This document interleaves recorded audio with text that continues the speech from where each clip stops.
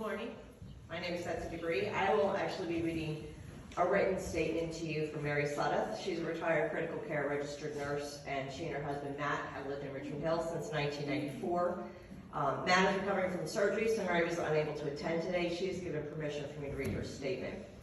My husband Matt and I moved to Richmond Hill from Savannah in 1994. We bought our home in Richmond Heights for $94,000. We raised our 3 children here, and our oldest daughter and our grandson now live with us. He's a special needs student at Carver Elementary. When Matt turned 65, we were grateful to be eligible for the $50,000 homestead exemption. We were good stewards of our funds during our working years and were able to pay off our house right at the same time we received the exemption. Our property taxes going down at this time was a great help to a couple living on a fixed income. All that changed in 2022 when the fair market value of our house went up and our taxes also went up $430 from the previous year. Our value and property taxes went up in 2023 and 2024, though we appealed to the taxation board. Those appeals are still pending, have not been heard. We are now paying close to double what we were paying with our exemption back in 2021.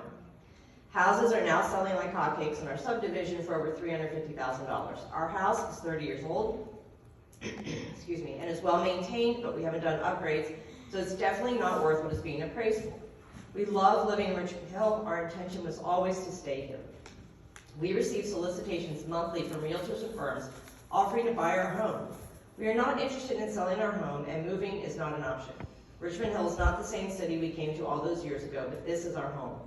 That brings me to HB 581, which allows for property tax relief and was approved by the voters. The county and cities did the right thing by opting into the bill and following the will of the people. Tax relief is vital for seniors, like ourselves, who should not be forced to sell their homes due to unregulated and unlimited school property tax increases, which appears to be your plan. The pandemic opened our eyes, and we do not blindly trust our elected officials to do the right thing as we used to.